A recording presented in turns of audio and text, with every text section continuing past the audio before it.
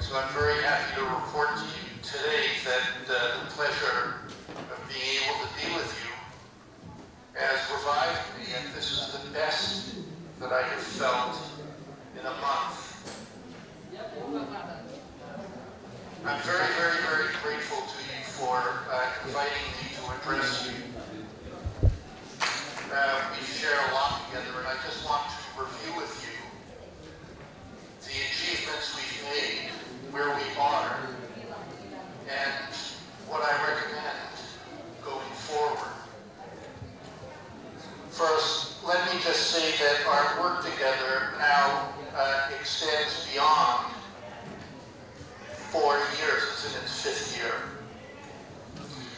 In 2010, in Samara, in a conference of 800 leaders, elders, government officials, elected officials, leaders of the Warriors, the Afar Nation met in a conference of 800. They reached conclusions then about what should be done, and they ratified their consensus and asked me to capture it in a document. That document formed the basis of much of our work together.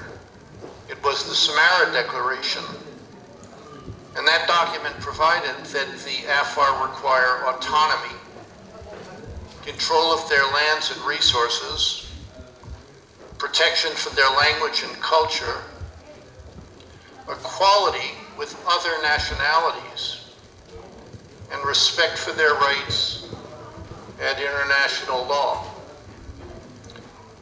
I advised that conference that at international law, the Afar Nation has national rights, minority rights, and indigenous rights, and that those rights were robust and would give protection in the international systems, the lands, languages, cultures, and autonomy that the Afar Nation had determined it was going to claim. The Celerra Declaration was approved in conference in 2010 by the leadership. It was opened for signature by ordinary Afar. It was reaffirmed in conference of more than 1,100 Afar leaders in Samara in 2011. And it attracted the signature of more than 5,000 ordinary Afar. The Afar leadership then gave me a very wide mandate to advocate for Afar rights in the international arena. I accepted this mandate in 2010, and I set to work. I and my colleagues reached out to the other Eritrean nationalities. You'll remember that the Samara Declaration, while receiving the unanimous support of the Afar leadership and communities and nation, attracted opposition, sometimes very vehement, from the large Eritrean nationalities. The Tigrinian leaders objected to the idea of a federation. They objected to the idea of self-government for Afar and the smaller nationalities in autonomous provinces. Some resisted the Afar overture very vigorously. And so I met with them, with my colleagues, with the leaders of the other nationalities, in Addis, in both 2010, where we had some success in persuading them of the merits of the Afar ideas.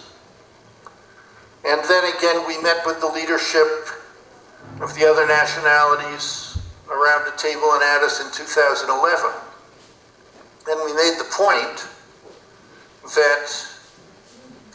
ideas were not only in the Afar self-interest, but that it was in the self-interest of the large nationalities too, because without a government structure that was agreed on by all, that was fair to all, that provided justice for all, none would have peace, none would have security, none would go forward with the kinds of communities they wanted to build for themselves and their children. And we were successful in 2011 in persuading all of the nationalities around the table, including the Tigrinian and Tigray, of the merits of the Afar ideas, and they gave us their assent to support them. Now that was verbal assent, and we'll have to see how durable that support proves to be. But in principle, it was a very dramatic about-face.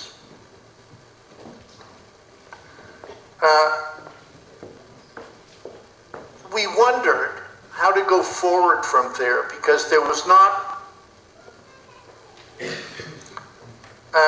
a model on the table that supported the Afar ideas other than our own. In Eritrea, there was a constitution drafted in a process of 1995-1996 that produced a text that was ratified by the National Assembly in 1997. And in theory, that's the law of Eritrea, although it has never been implemented. My review of that constitution was that it was very negative for the Afar nation. My review convinced me that that 1997 constitution is excessively centralized, basically a Soviet model. It does not recognize Afar national rights, Afar minority rights, or Afar indigenous rights. And more, it confiscates the Afar lands and allows the Eritrean central state to give them to others. It gives the Afar no autonomy whatsoever. More, it tries to neutralize the Afar identity and subdue it into an overarching Eritrean national character, which the leaders would try to build. This, of course, is not acceptable to the Afar. The Afar identify as Afar, distinct from other Eritrean nationalities for language, religion, economy, way of life, culture, customary law, a long tradition and history stretching back thousands of years. And that is not going to be given up, now or ever. I wondered how to go forward with this, and so I reached out to the person that wrote that constitution.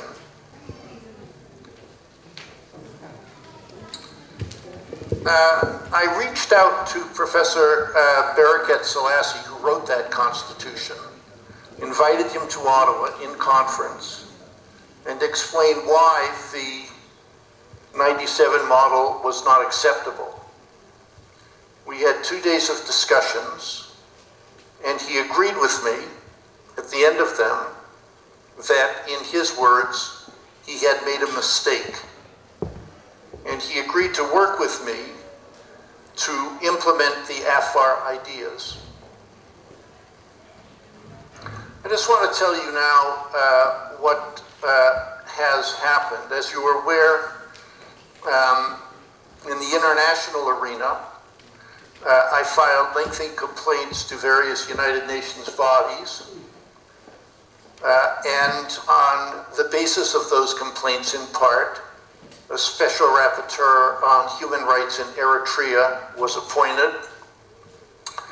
I worked with that special rapporteur submitted evidence, examined witnesses before her, and made legal argument. And she accepted the case that we had made. She reported to the Human Rights Council of the United Nations that Eritrea had displaced the Afar from their traditional lands by killings, disappearances, torture, and rape. And she reported that Eritrea was destroying the traditional Afar economy and confiscating businesses. I asked the Human Rights Council to confirm her findings.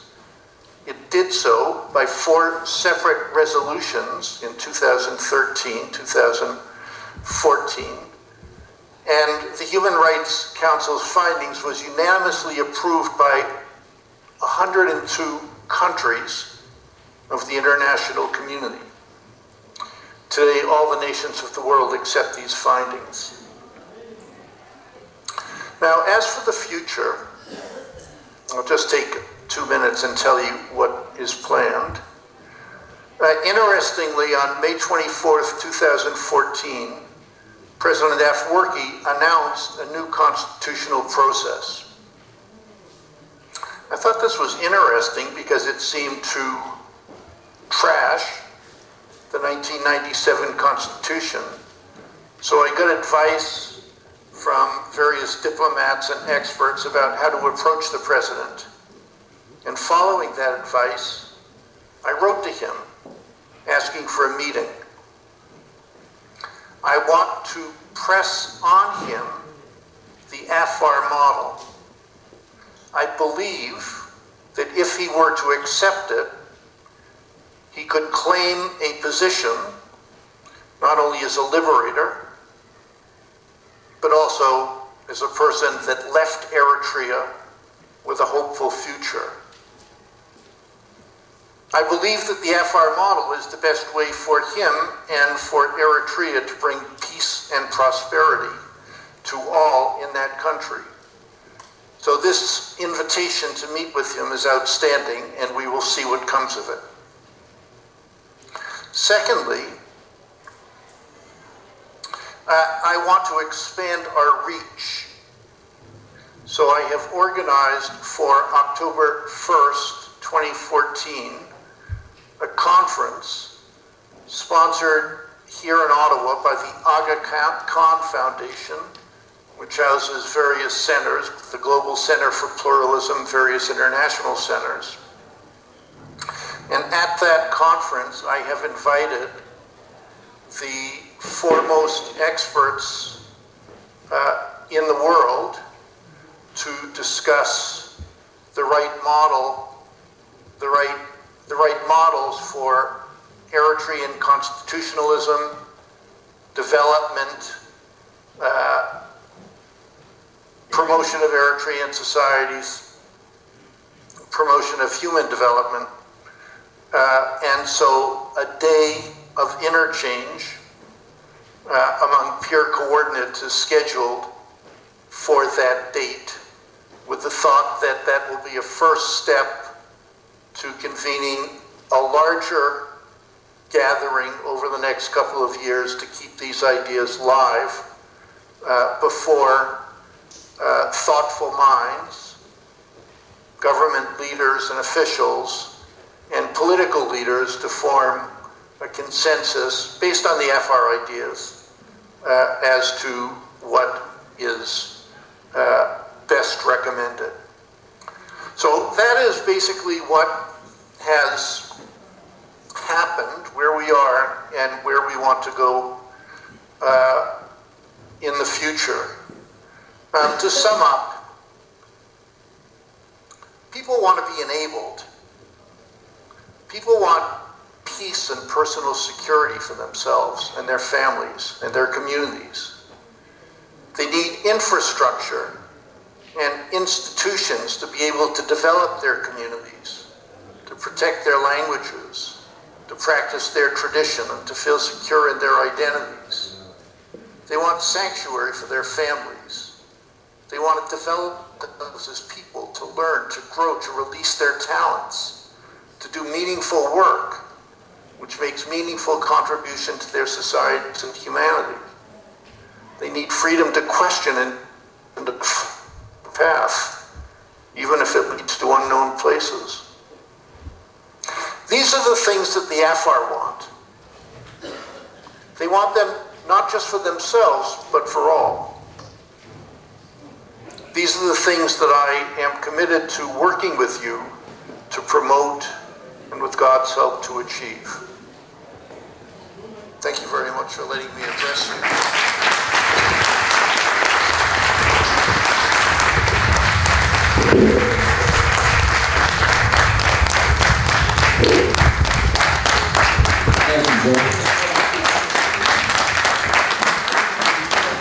We appreciate the work you're doing with the Afar people, and to be a voice for people who doesn't have a voice is the dignity of a human, especially and the international community. At least give the people opportunity. That's all what they want, opportunity for peace, prosperity, and development.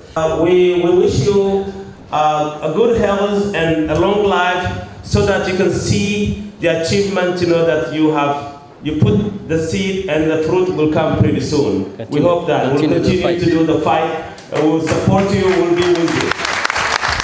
And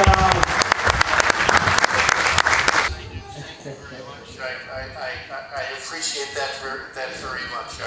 Yeah, these honors that you give to me really are recognition of our work and success and brotherhood together, so I am thrilled to accept that.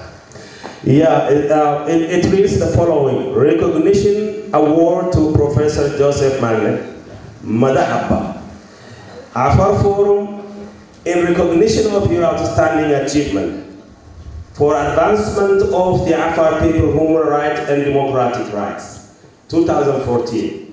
Thank you.